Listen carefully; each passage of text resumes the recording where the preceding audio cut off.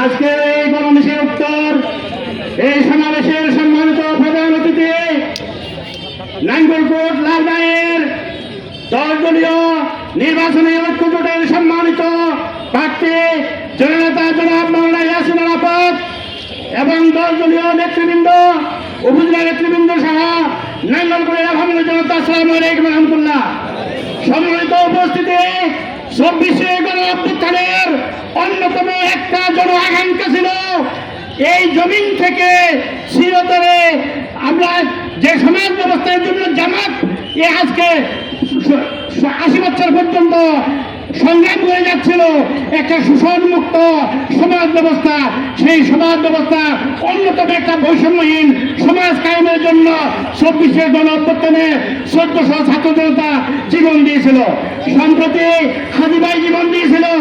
এই 1400 যারা জীবন দিয়েছে তাদের বিষয় নিয়ে কোনো কথা হচ্ছে না, হাজী ভাইয়ের বিষয় নিয়ে কোনো কথা হচ্ছে না।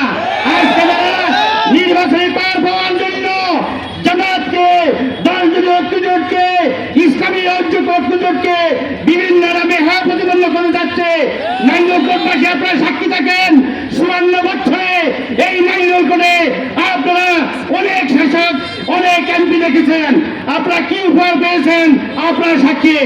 আমরা এই দায়িত্বহীন পদে আপনাদেরকে আশ্বস্ত করতে চাই, আগামী দিন যদি জামাতের প্রার্থীকে আপনারা বিপুল ভোটে বিজয়ী করেন, নাঙ্গলকোটের মানুষের মধ্যে কোনো অন্যায় অবিচার করা হবে না, সন্তানের জন্য আপনাদের কোনো দোকান বন্ধ হবে না, আপনাদের বিল্ডিংয়ের কাজ বন্ধ হবে না।